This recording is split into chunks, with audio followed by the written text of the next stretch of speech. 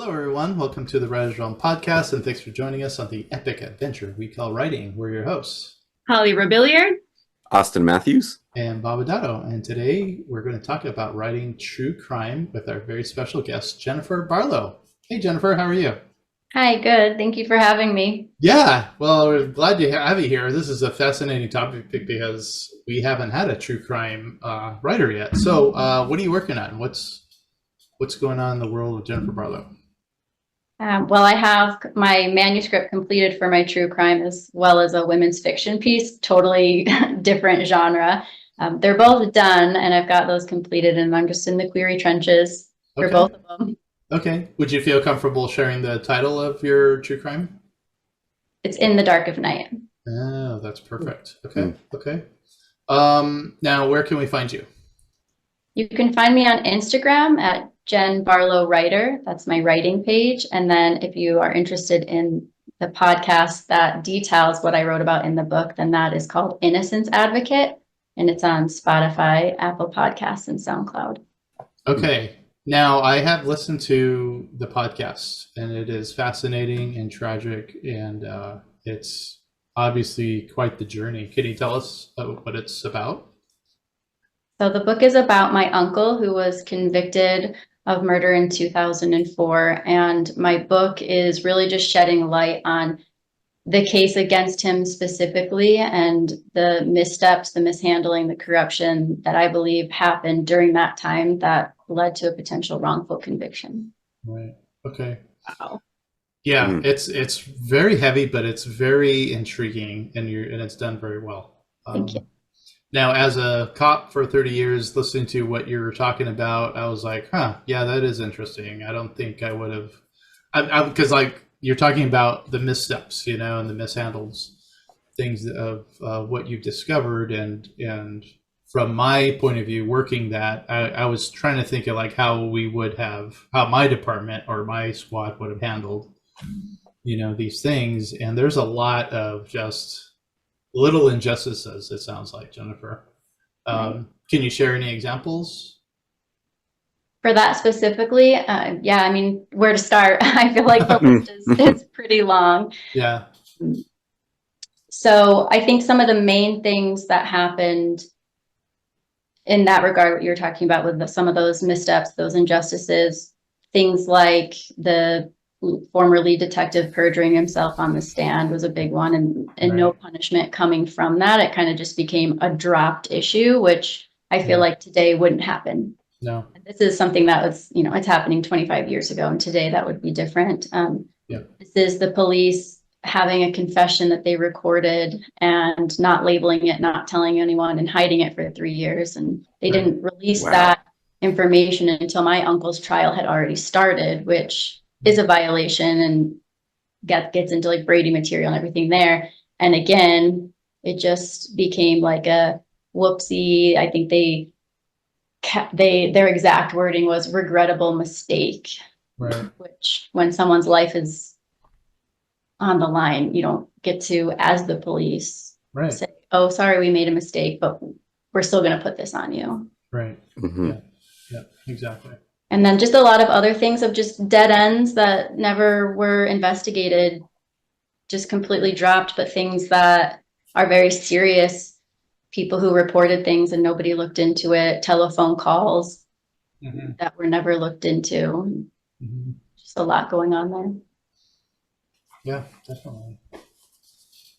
I mean, I have a question about that actually. So your book is I know that the podcast explains what's going on in the book, but have you broken it down like by episode, by chapter, or is there like a correlation, or is it just kind of whatever topic you feel like talking about? How did you correlate the two? Yeah, I definitely used the book as my guide. And it's similar information, right? The story is the story. I'm not changing anything. It's just in the podcast, it's more of a summary because I didn't want to read like transcript pieces where that wouldn't be very interesting for the listener. Whereas my book does have that, because reading and listening, right, you're going to be gravitating, towards different layouts of information, but it follows that chapter by chapter, essentially, from the book. And I spoke more in the book. I shouldn't say spoke. I wrote more in the book.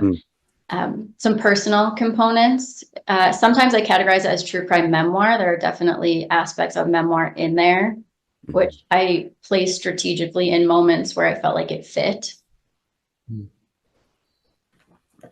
Yeah. So like, I understand why you wanted to write this, but like, how did you, I mean, step into it? It seems like such a huge thing to have to step into. Like, how did you work up, you know, everything required to do that? Yeah, it took a long time. It had been on my mind for years, but to do something like that, it's a big undertaking. And I was teaching at the time. Had been an English teacher for several years. And so I needed to be in a place personally where I could step away from my career and focus on that 100%.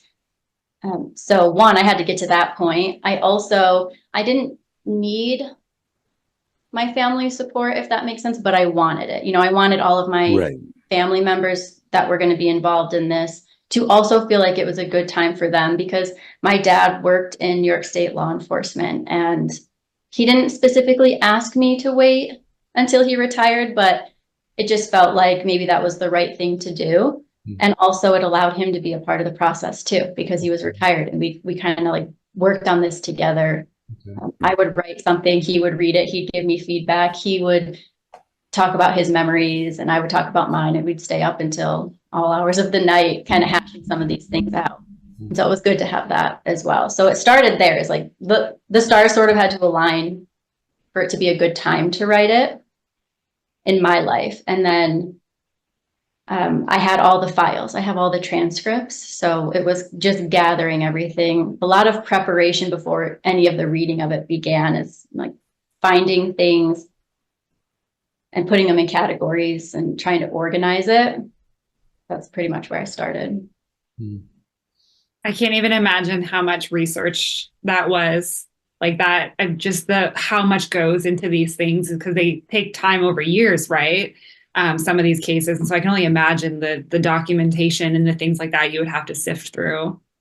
Yeah, but I'm lucky that I had it, because a lot of people who are interested in true crime or want to write about it or have a podcast on it really have to rely on what's out there on the internet, other documentaries, other podcasts. And I was in a really unique position that my family was very organized. And as the trial was happening, they were scanning everything and they were keeping records. And a lot of people just don't have that. So I had everything from jury selection all the way to conviction. And this covered like psych evaluations, all of these side court proceedings as well. But there's also 2 trials, because my uncle's first trial was a mistrial. And so then the whole thing had to be repeated. And so reading through all of that was definitely a lot. But I also had all my family members' letters. Their correspondence with each other while this was happening was also in the documents as well. Well, all of this is a lot of work. The research, you know, like Holly was mentioning, like, you know, you have case files all over the place. You have to sift through all that. Now, that's what was presented in the court, right? So there's more stuff, right? There's other people to talk to, or how did you go about all that, gathering, like, you know, more evidence that wasn't included, I guess we could talk about. I actually chose to focus only on what was documented. It was really important for me from the very beginning, because there's limited information about the story out there, and what is out there, there's a lot of misinformation, and that was always bothersome to my family. So I wanted to be meticulous in my facts and make sure that anything that I said or wrote, I could go back and point to a page on a transcript. And I felt like that was a more reliable way to do it. Yeah, sure. This is the actual words that were spoken. This is actually what's happening. There isn't any inference I'm making. This is what's on the pages in front of me. So I didn't do any research as far as looking into other people that were mentioned. I made it a point early on. I'm not going to do that one, because it can just take you down rabbit holes of research I just didn't have time for. So I had to pick a focus. And my focus was this case against Stephen, as it was presented to the jurors, was weak. It wasn't good. And that's what I wanted to focus on. Nice.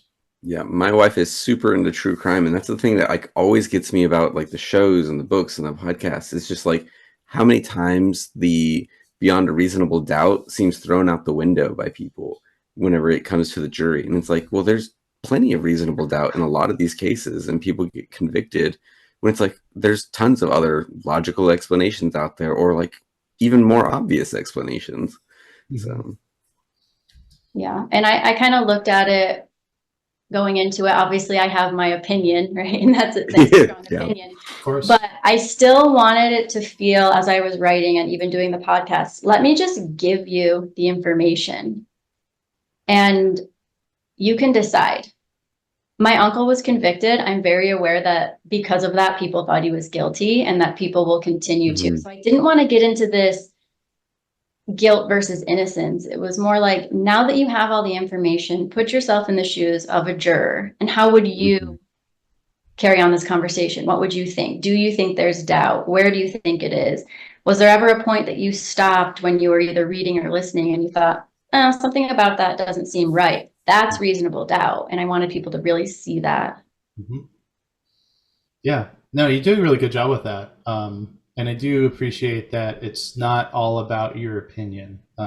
Obviously, you do have opinions on your uncle. This is your uncle, so you know who he is. And you do share small vignettes, you know, and stories of who he is as a person.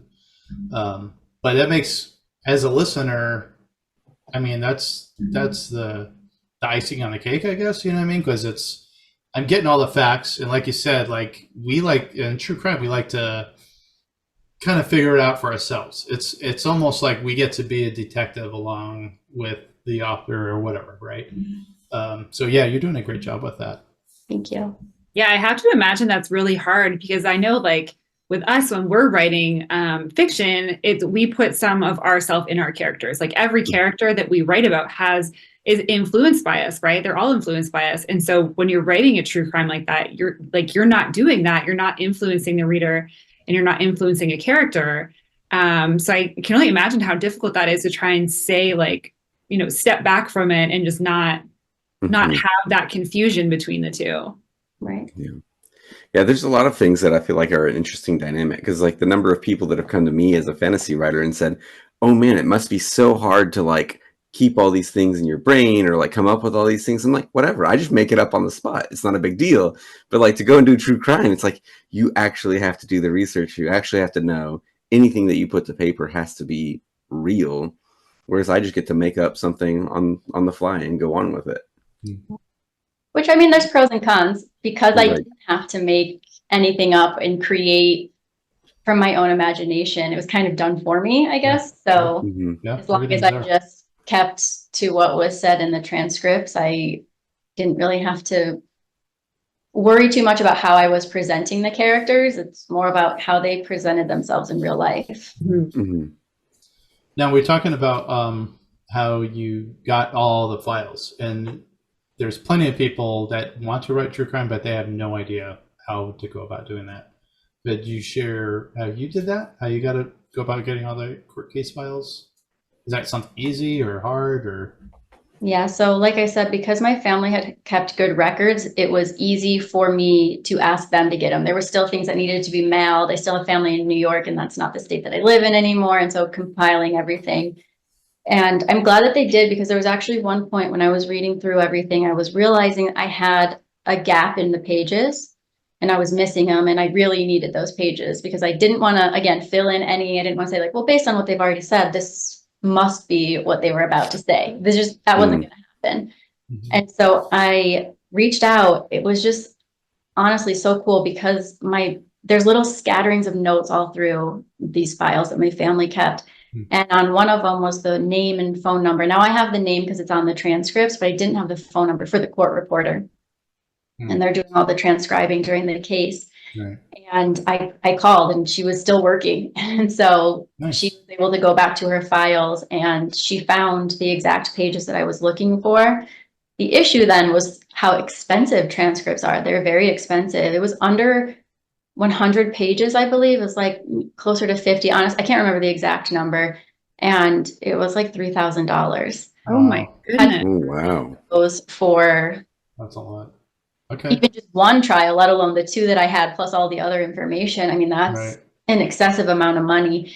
But I have an uncle the older brother of the three, and he still lives in the area, and he was able to go to the attorney's office, that the attorney that represented my uncle, and they were able to find the pages that I needed, as well as a few other like photocopies that I didn't have. And so I got them that way. So I was really lucky there. I mean, I would have done it anyway. I really wanted those pages. You know? It was just, I mean, that's a really good point, though. It's like you don't have to go down just one avenue. It's like you can explore several different things. So there's a lot of different people that may be keeping logs of this. So it's like you have the personal connection to the family, but like for somebody who's coming in and trying to write, like even if they don't have that personal connection, they can still go to like the family or the lawyers or the courts or like the people doing the transcriptions. It's like all of those are still options, even if they're, you know, coming in as a complete third party.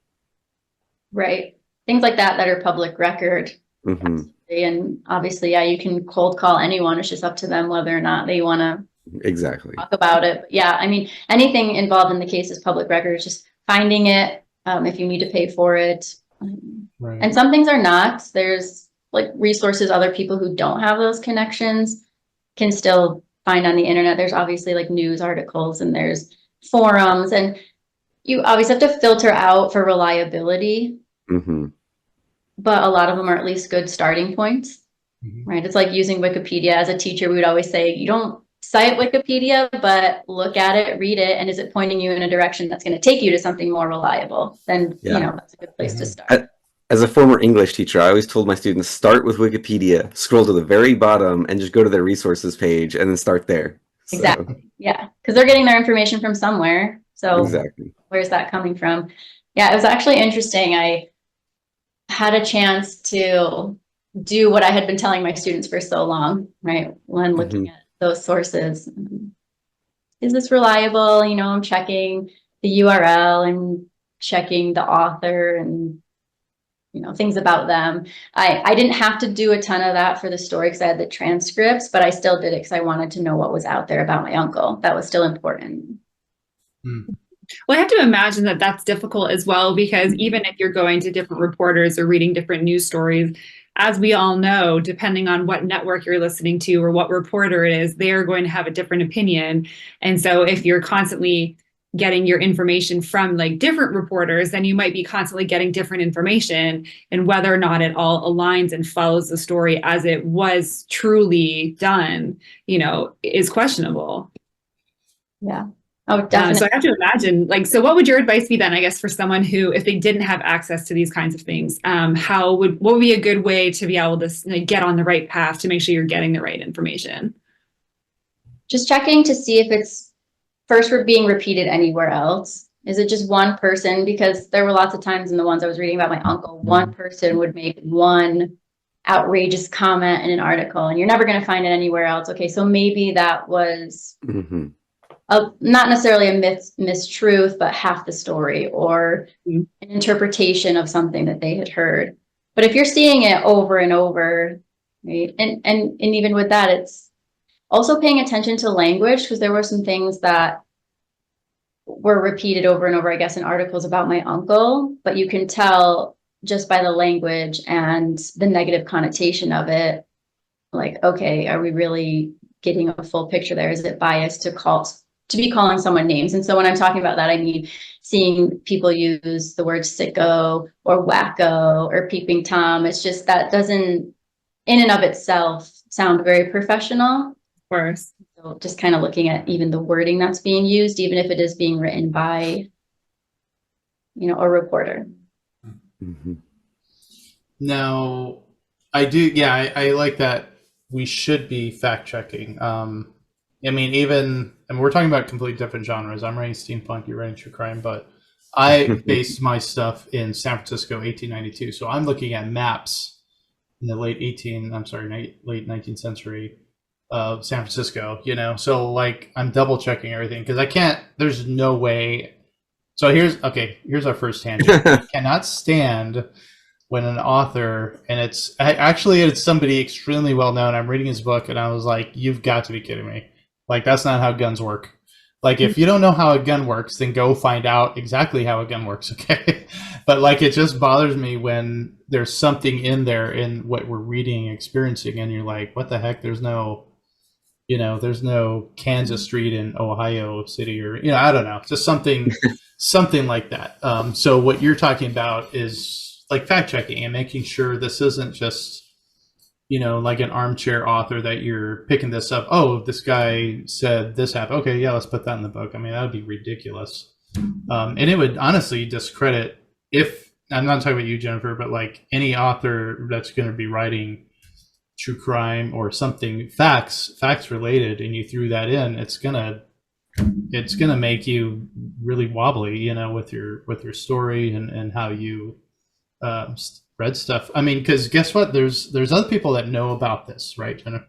There's not just your family, but there's other people around the town that know exactly all about this. So they're going to be reading it, and they're going to know stuff. They're going to be like, "Oh yeah, I remember this or that." And so if we add in our own little touch, I don't mean to discredit Facebook, but like if you're a Facebook author, just like you just throw anything in there, you're going to look awful, you know. So hey, that's my don't. I just called it. That's my, well, it's time for don'ts. That's I just said it right now.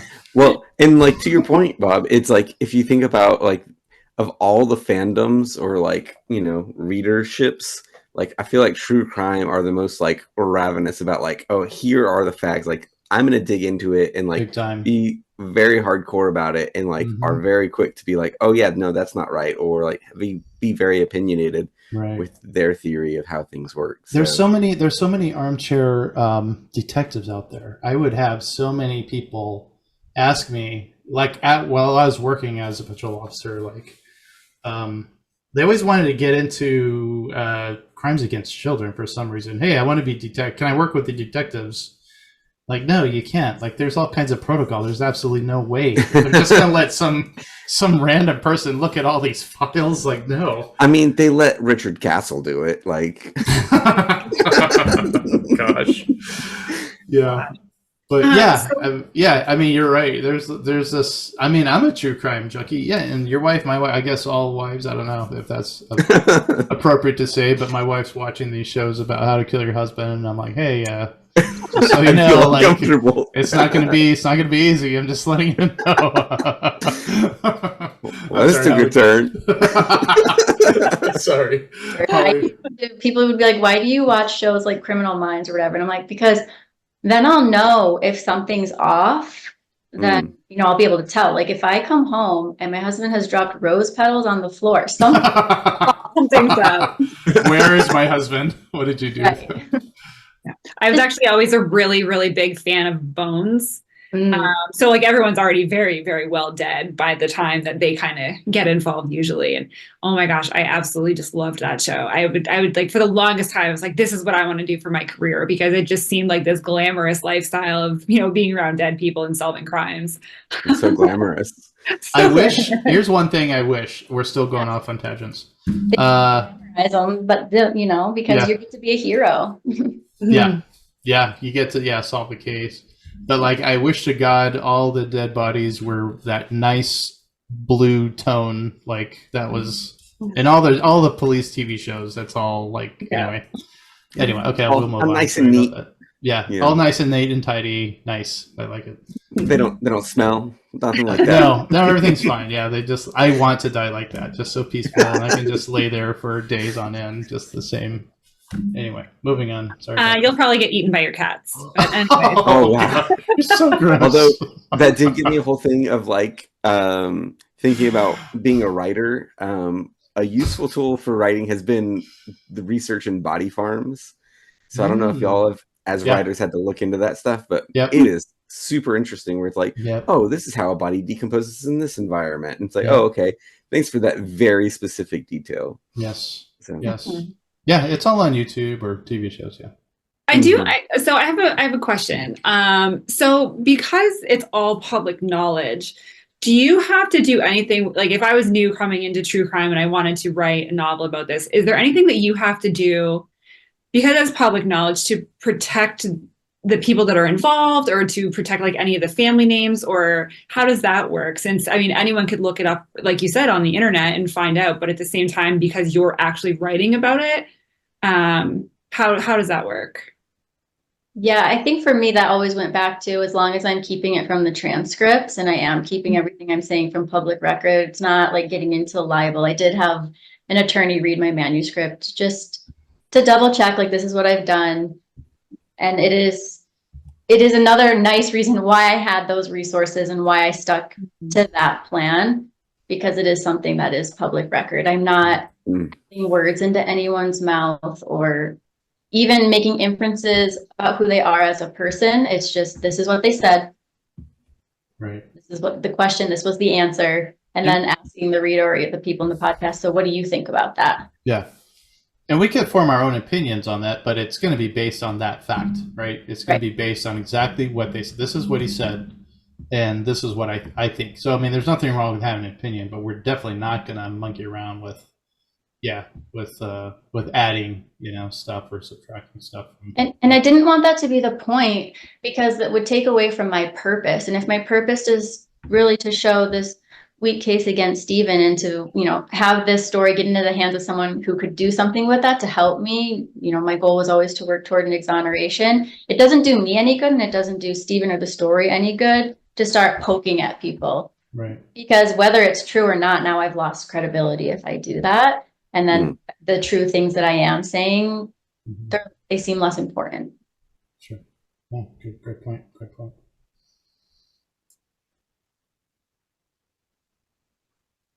Oh, there's a pregnant pause as well. Yeah. Let's see. Well, So Holly looks like she's thinking of something. Yeah, she's thinking of something. Waiting at lunch.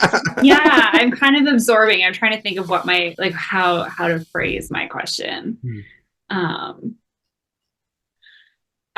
guess I'm curious because do you have to do any precautions for your own safety, or not necessarily safety, like maybe that's not the right word, to just, something to avoid? Do you have to do anything to avoid backlash from the other people that were involved in what was going on outside of your family, like people that might feel negatively about what you're doing?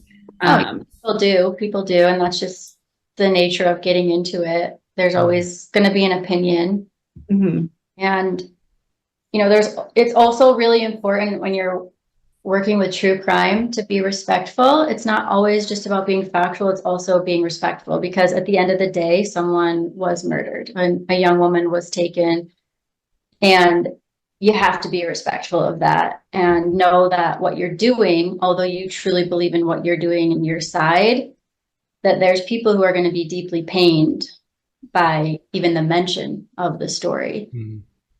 And so I think that at the very beginning for me, I knew, like, this isn't about the victim. That's not my story to tell. I'm not even going to get into that. I'm going to keep it, again, on my purpose, on my focus. Right.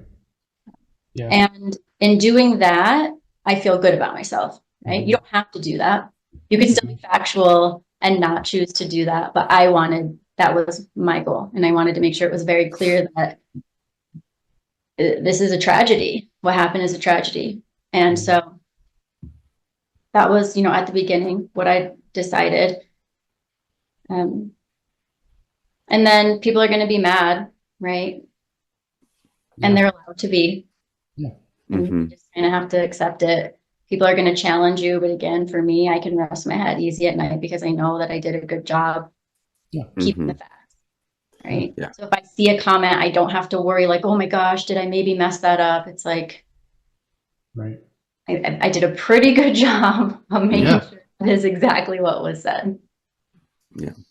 And like, that's the thing too. It's like, it's not like you're just trying to prove your point. You're looking for the truth. And like, at the end of the day, both sides should be happy about looking for the truth. Yeah. And for some people, that truth has already been found. Right? Justice for some people has already been served if they believe that my uncle is the one who did it. And I have to, be accepting of that for them as well. So yeah, it's definitely a lot of like constant reminders, why am I doing this? What is the point? Okay, I've done a good job. And not letting some of those things get to me, I guess. Right. Yeah. I mean, when I'm writing a book, I'll tell other new writers, write the book that you want to read.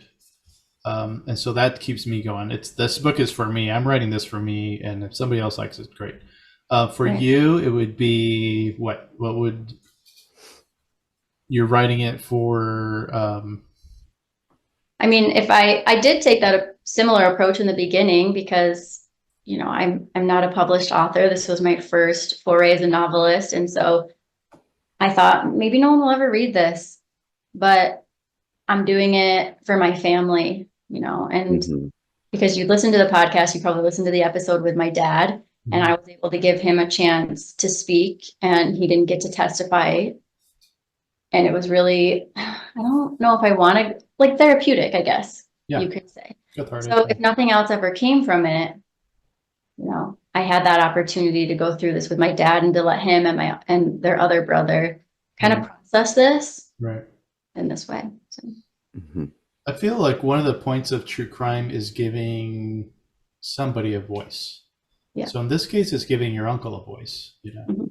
in you know, other not episodes, I'm sorry, but other books, it would be giving the victim a voice. You know, like what happened to, you know, so and so, and but yeah, I definitely can see that in the podcast, and I'm sure your book is definitely the same.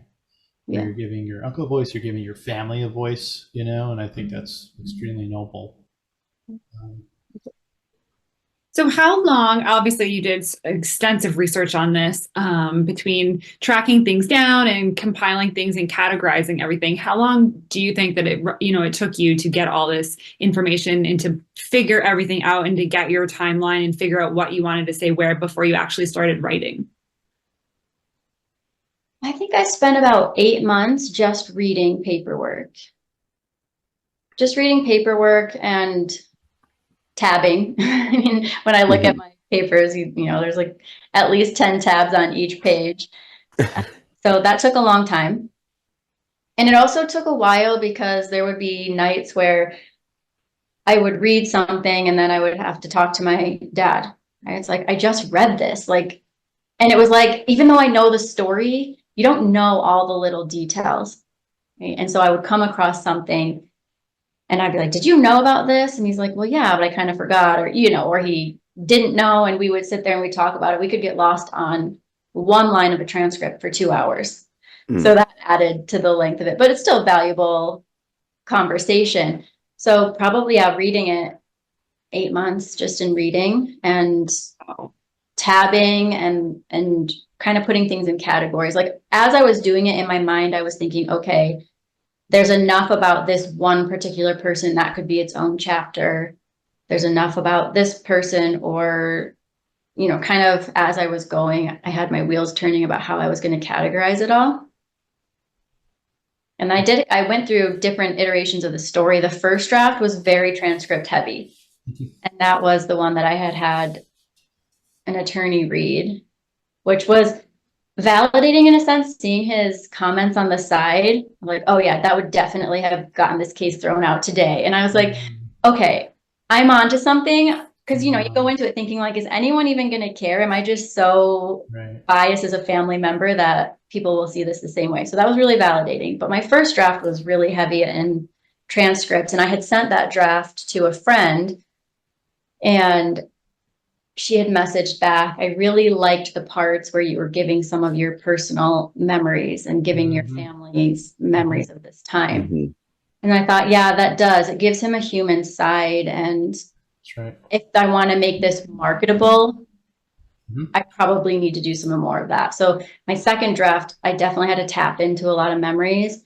And then my third draft was really about format, how I wanted to format it. So I would go to the bookstores and I would look and just, I kind of had an idea in my mind, but again, I was like, is this even marketable? Like, what's the point of writing it if I'm not actually going to try and publish it really? So what are other authors doing? Am I at least on the right track? And so then that draft, the third one, was really about format. And then the last draft for me was, did I end it the way that I wanted it to end? Do I feel like I've left it for people to decide? So speaking on the craft of writing, did you read, were you already a true crime reader and you read a ton and you said, hey, I think I can do this, or did you have to start reading true crime, or how'd that go about? I didn't actually read a ton, but there was one book that I had read, and it's A Rip in Heaven by Janine Cummins. And I had read this several years ago. I think what was like 2004, I think that book was published. So it's been out for a while. And I remember reading it and being just blown away. I hadn't had anybody personally in my life talk about anything like this happening to them. And so to have a story where someone is giving facts of a crime, but also talking about it is a memoir. I just felt like it was really eye-opening. Like, you can do that. And she did a fantastic job. I'm not saying that I'm on her level, but she did such a great job. And for me, it was like, I felt kind of seen. Like, you can have this happen in your life and you can write about it and you can do it in a way that's not like badgering anyone. It's not hurtful. You're just really kind of expressing how this has affected your life in a way too. Yeah. Mm-hmm. So I read that several years ago and it just always stuck with me. And I thought maybe I'll do that. But writing was always a pipe dream. It's like, oh, everyone wants to be a writer. Nobody actually does it type of thing. And then, it just came to be about that it was a good time to do it. So I didn't read a lot.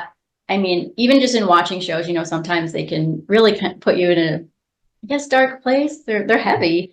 Yeah. And I'm already reading all these transcripts and I'm writing this story, and occasionally I'll watch a show. And then if I listen to a podcast and I read a book, how am I going to go make dinner? Like stuff from right. how heavy this can get. So I kind of just zoned in on my story and just let it be. Yeah.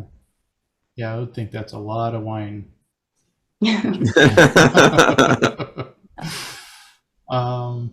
Well, what's next? Let's just pretend you're published and it's got picked up and it spoke to a lot of other readers, and I'm sorry to say, as an aside, you read this 20 years ago.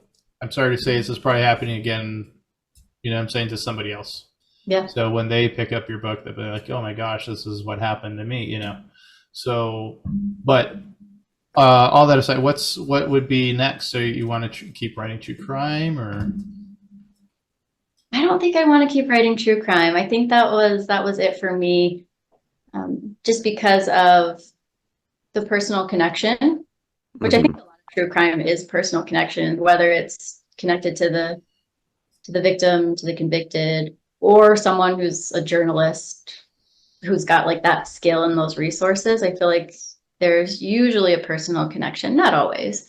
Mm-hmm. So I don't know that I would do it for any other story aside from my uncle's story. But I have finished my women's fiction piece, and then I do have another fiction one, swirling around. Yeah. There. Any fantasies? Any dragons, princesses to save, or anything? No, there aren't. Not yet. We'll just say not yet. That's true. I just don't know if I have that creative mind. Like, just to create worlds seems so difficult. Oh, it's so easy. Like, it's super. I mean, realistically, like, it's like any other muscle. Like, once you start doing it, you get stronger at it, and you forget you're doing it. Like, it's. And I know a great podcast where you can learn all about how to write. You're talking about Richie's, right? Yeah, Richie's. Yeah, Austin. Yeah, exactly. Goodbye, Austin. No, it's fine. Yeah, Richie's podcast. Yeah. I don't know. Yeah. Anything else, guys? I had another question, and now I forgot what it was. Holly's the thinker. My brain has been totally. I actually just finished writing another article for a magazine, and so my brain, like, at the end of the day today, was just like submitted, deadline achieved, done, and then my brain just shut off for like an hour, and then I was like, all right, turn it back on. Here we go. It's hard to switch in and out of that sometimes. So it is. No, I just think it's really interesting. And again, like, coming back to how long it took you to put it all together, do you feel like there's certain things that you left out that you wish that you like, was there anything that you left out because there just wasn't enough space to put it in? Like, were you ever concerned about your word count? In true crime, is there really a word count? Or does it just matter that you're getting those facts in there?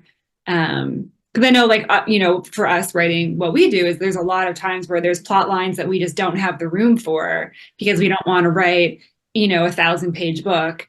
But how does that work for true crime? And like, how did you deal with that?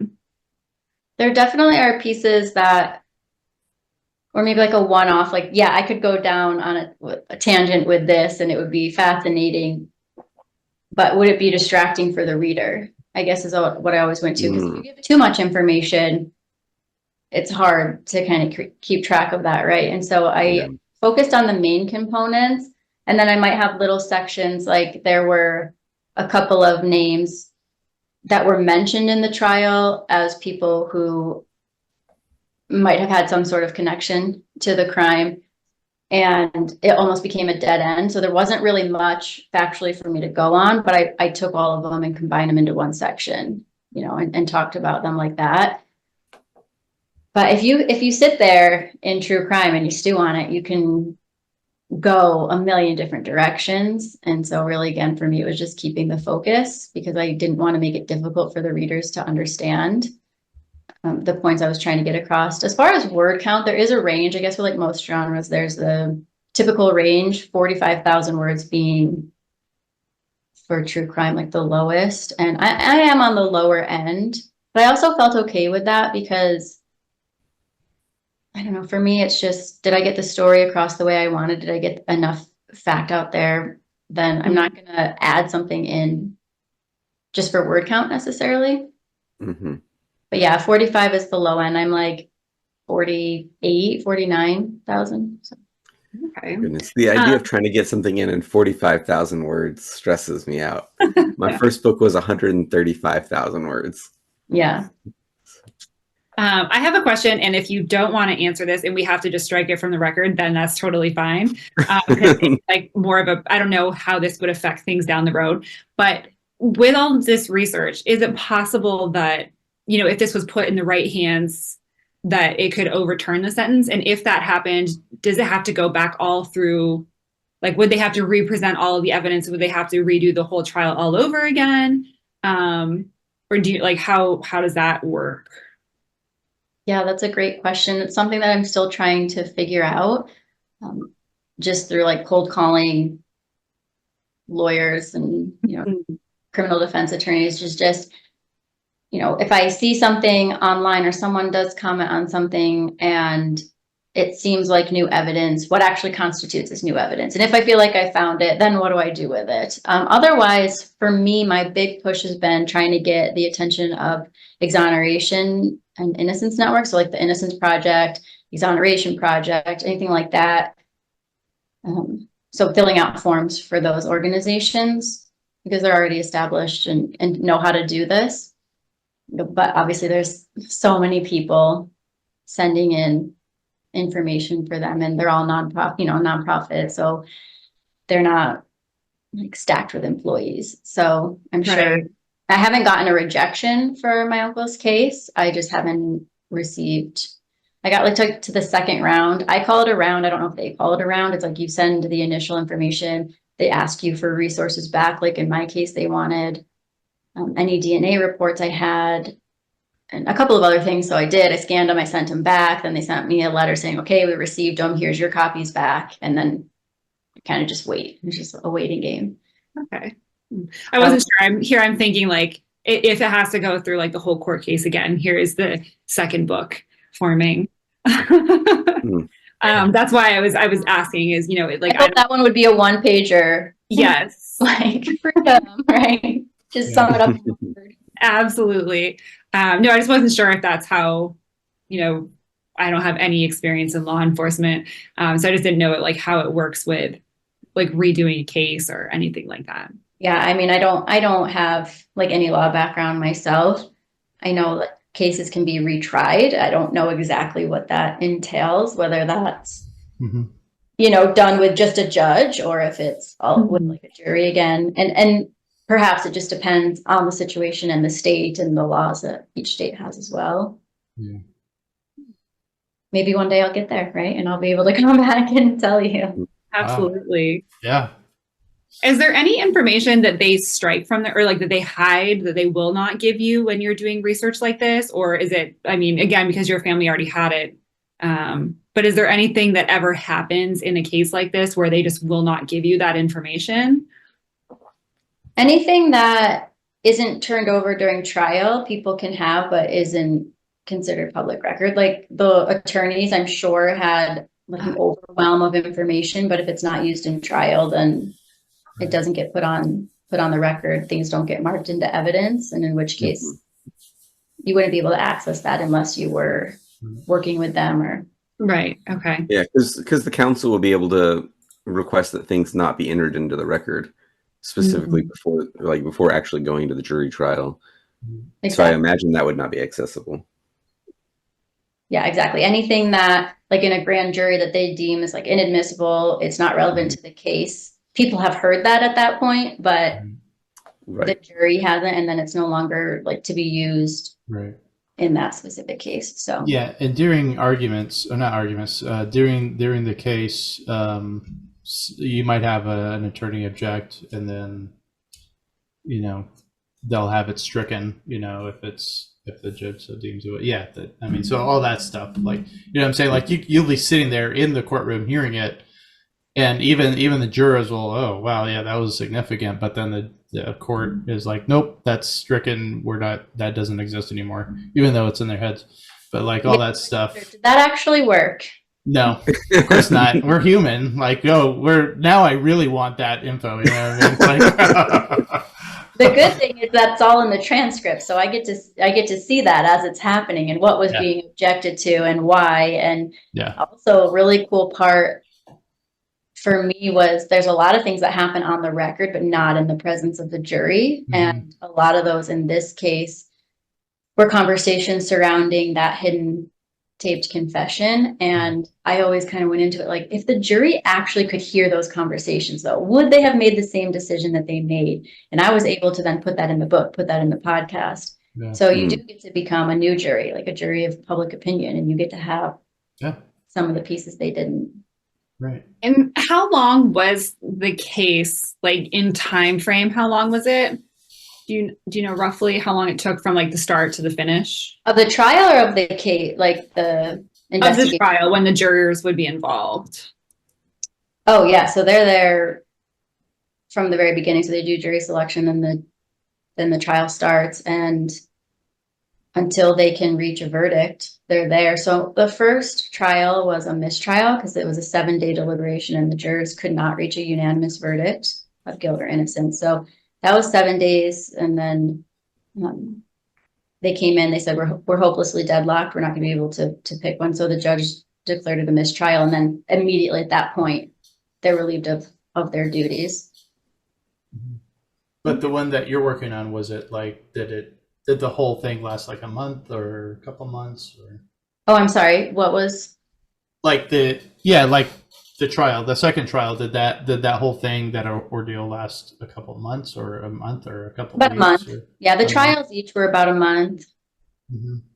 I think that, so the reason I'm asking this is because it is absolutely mind-blowing to me that you kind of, already had a grasp of what had happened, and it still took you 8 months to really go through all of this evidence and really, figure out things and understand everything that had happened. And here is this group of people that have no idea about it, and they just have this short little period to just, make that decision. Like that to me, I sometimes I cannot wrap my head around that, because it's like, how, when it takes me this long to really understand it, how can you possibly think that you figured it out to make a decision like that, a life-changing decision in such a short amount of time?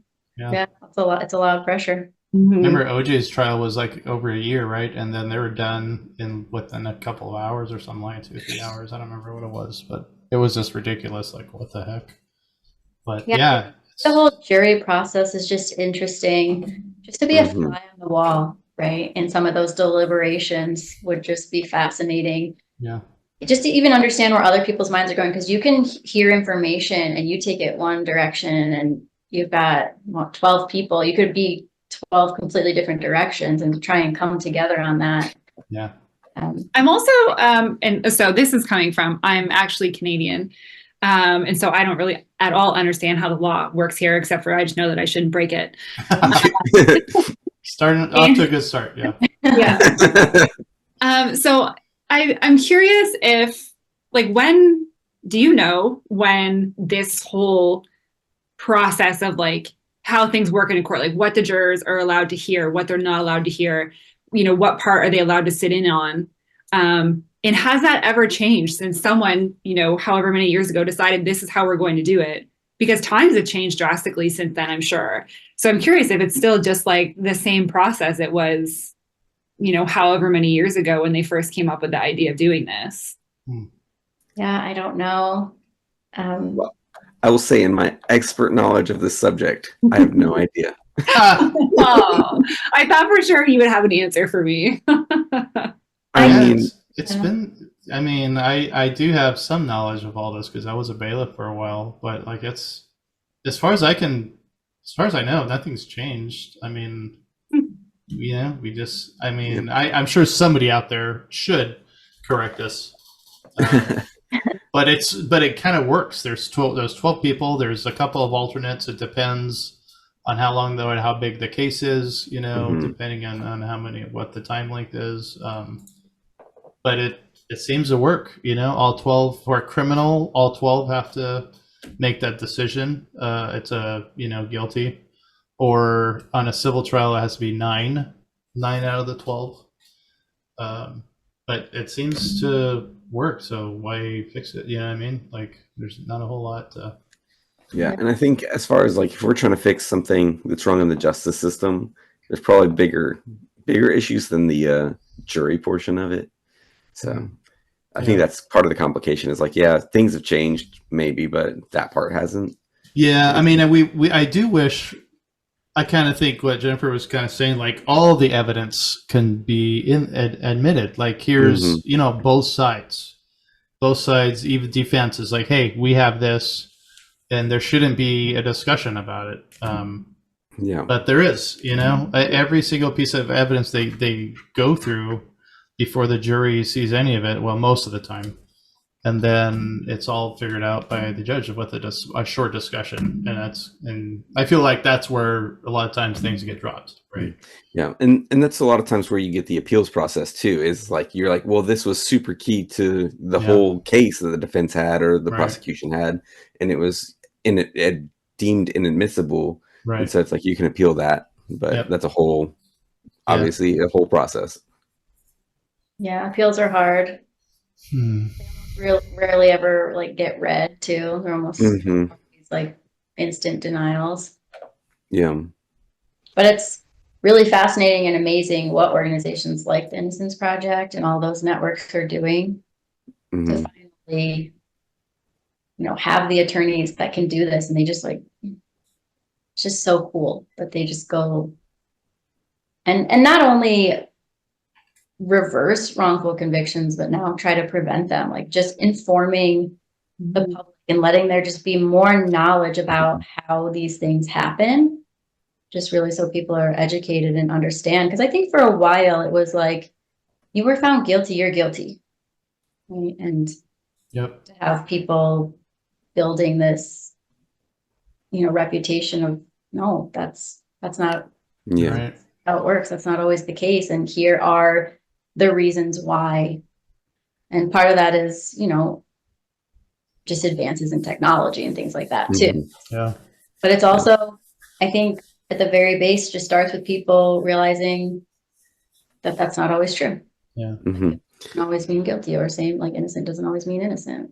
Yeah. And I think that's the scary thing about being a true crime fan is like watching the shows, reading books and all that stuff. It's like, if you're innocent and you get accused, it feels like it's a 50-50 shot, like whether you're found guilty or not. Because I don't know if it's the confidence of like, oh, I know I didn't do it and everybody's going to see that, or what it is, but like, it just feels like so often that happens. And it's like, how do we put safety rails in line to like prevent that stuff? Like, it's so complicated. I don't even know. so many nuances that, impact all the components of true crime and the stories like that. It's who's representing you and what is their strong suit versus who's prosecuting you and what are their strong suits. And it's 12 humans on a jury, and I'm sure that they try their very hardest, but there's so many things. Yeah, they ask them questions, like, is there any reason why you wouldn't be able to work this case? Any sort of connection, any sort of bias you already have. And then might think, no, they haven't heard the information yet. They could be sitting there 3 days in, and all of a sudden it's like someone said something and it triggers something they didn't think about. I mean, we don't know all of those unknowns, all those unforeseens, especially when you're dealing with humans. Well, it's all random selection, right? Like they're randomly selected. I know they have to go through, like they filter through or whatever. But it's always been interesting to me that they're all allowed to sit in together and like deliberate and then decide. And like, why are we not individually making our own decision? Like, because who knows, like if there's, however many people are in the room that are, a little bit more weak-minded or, weren't paying attention or, whatever. They're just going to be swayed by the other people. And even if it's not right, they just don't have it in them to be like, I don't want to do this. Or they're like, oh my gosh, I don't want to hold out. I want to get home for dinner. Like it's crazy to me that they can discuss it and be pressured by each other instead of just having to make an individual decision based off the evidence that they're presented. Right. Because there's going to be an Austin in the room arguing until everybody agrees with them. Let's say, think of that one person in your life who just has to argue everything, and imagine you're stuck with them. That is Austin. Yep. You have to be yeah. I mean, the first jurors, it was one article where it was discussed, and so because I wasn't there, like I'm saying this based on the article and like what my family had told me, it was apparently pretty hostile in the first one, like a lot of name calling. And kind of just really wanting people to change their minds. So as it read in the report that I saw was that 5 people were for an acquittal. Like that was it. And then one of them, like halfway through the deliberations, had changed to guilty, but the other 4 were adamant that it was. That's a lot. The beginning. And then the second time, I don't know what happened because it was the same information, but just a different set of 12 people, and it took them 7 hours. It took the first group 7 days. And so, maybe we'll never know what the difference was, but I remember sitting in a jury, and there's a civil case, and you know what? It was so weird. It was somebody brought up the fact that the who would she be? No, she was the plaintiff. She was suing a bigger company. But she had turned her wedding ring around so that it was facing in. So it looked like a gold band here. If she put the back of her hand up, it would just be a plain gold band, but she talked with her hands a lot. So whenever she did this, they saw this huge diamond in there. That immediately, somebody brought that, oh yeah, I saw that too. Yeah, she's lying about everything. I mean, just like that, it was like everybody turned against her, and I was like, "Holy moly!" Like we're not even reading anything. It was immediately like, "Nope, we don't trust her," because she's not, she's being fake or what have you. So it's like you said, it's just 12 humans.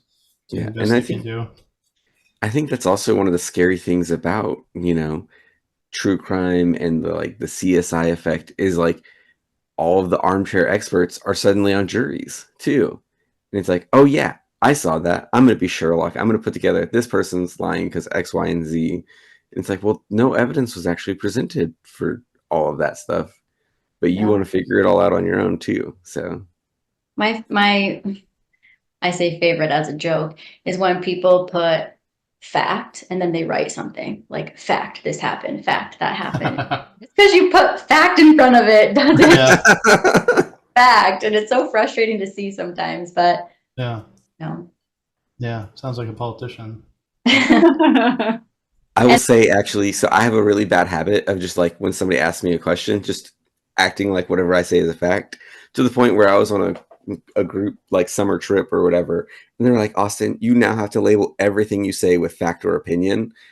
And I was like, okay. So we got into that. So do you have more fact or more opinion? I definitely have about 50-50, but they got really upset with me when I started labeling their statements as facts or opinions. So I called one person's thing a misconception, and they got really upset. Yeah, that's funny. All right, so how about time for our don'ts? Don't do this. And I know I said one of them was mine. I called it. I have no idea I don't know where it went. So I don't remember what it was. But this is our little corner of our show where we talk about what not to do when writing true crime. So God, you just reminded me of VeggieTales with the silly songs with Larry. The part of the show where Larry comes out and sings a silly song. I mean, I can sing it if we want. If we can all sing. Okay, we're not going to do that. Maybe not. Not right now. No, I need to. All right. So don't do this when writing true crime. What have you guys got? I have to think. It's one of those moments where you say something and 10 really good things will come later. Yeah. And you're allowed more than one, Jennifer. Like we've had guests that have like 2 or 3. So go for it if that's what you have. But just let me know. I'm going to jump in with something. And I'm going to say, especially if you're coming in as a complete third party, like if you reach out to somebody, especially like somebody involved on one side or the other, and they're like, hey, no, like, hey, maybe don't put a lot of pressure on them to actually respond. Like it is an emotional thing. And if they don't want to talk, like that is up to them. So they're not obligated to give you anything. So that's good. Yeah. You're not, I guess please.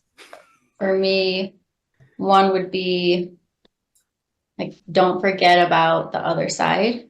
Mm-hmm. I'm kind of going back to whatever side that is. It's an emotional process no matter how you're affected by something. So don't forget like the humans behind the story, whether it's victim, accused, or someone in between, especially when things are happening when people are young too, formative years, like something like this that happens in your lives just can have a really big impact. So don't forget the human side of it all. That's fantastic. I would say don't always take, when you're doing your research, don't take everything at face value. So what I mean is like, if you read something, don't just automatically accept that I read it, that's the truth.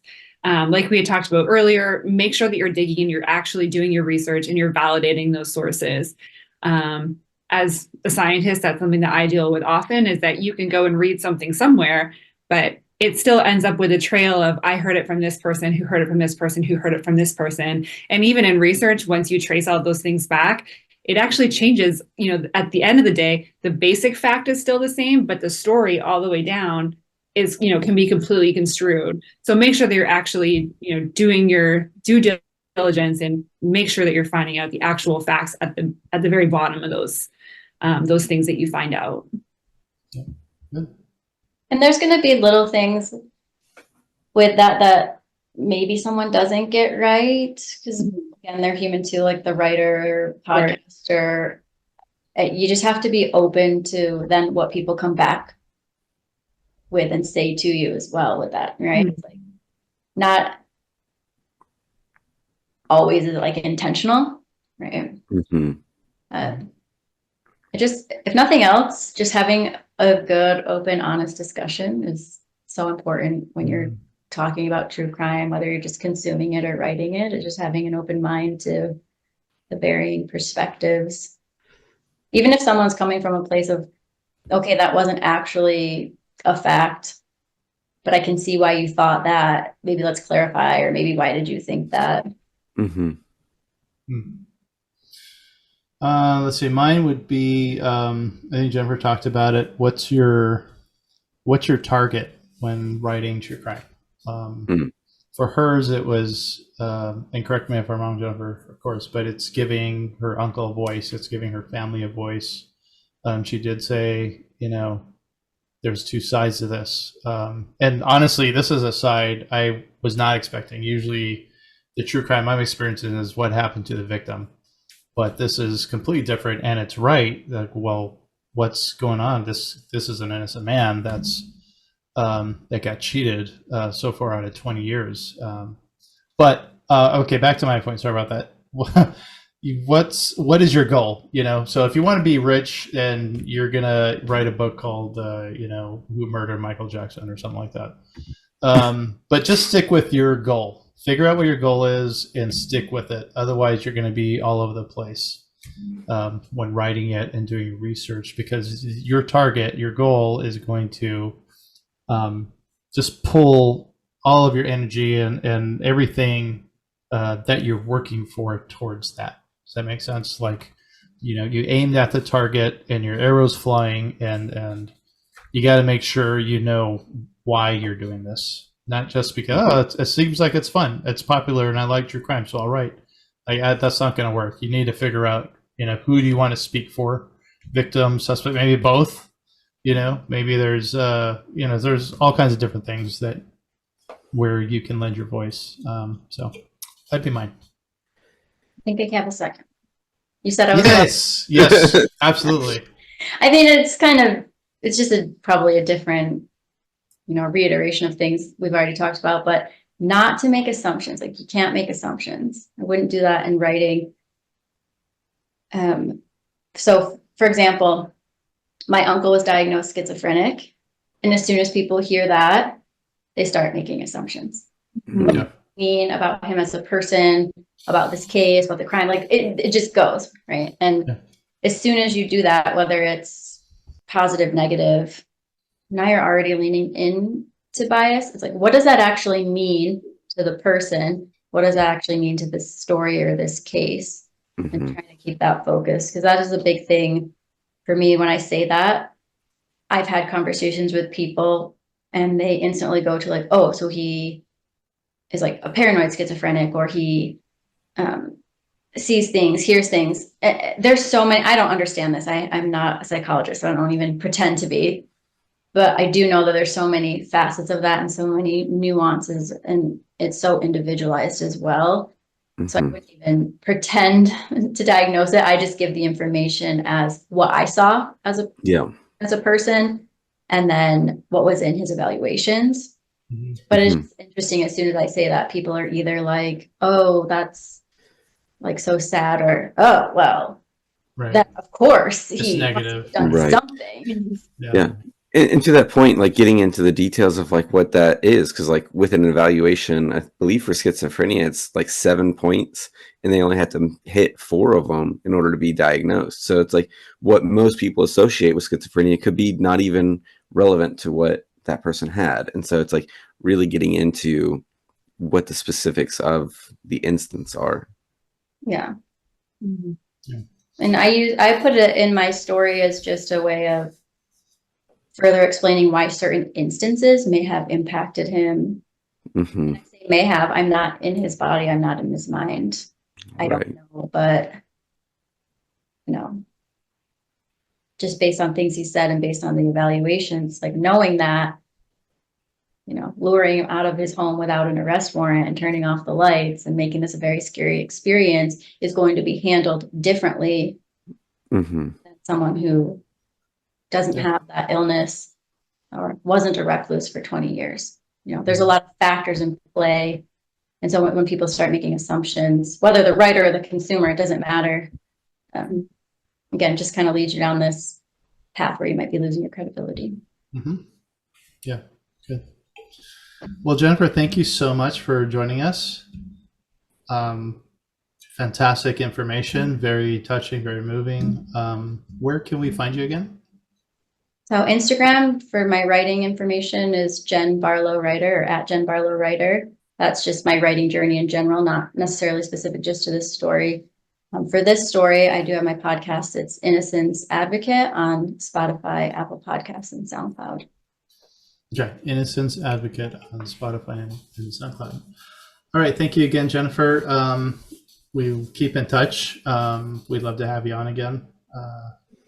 I know you've definitely helped a lot of writers, because this is a very, very fantastic, subject, and people want to know how to write this, and we have you to thank for that. So yeah, it's a lot of things that I never really would have considered. So yeah, Yeah, right, exactly. Glad.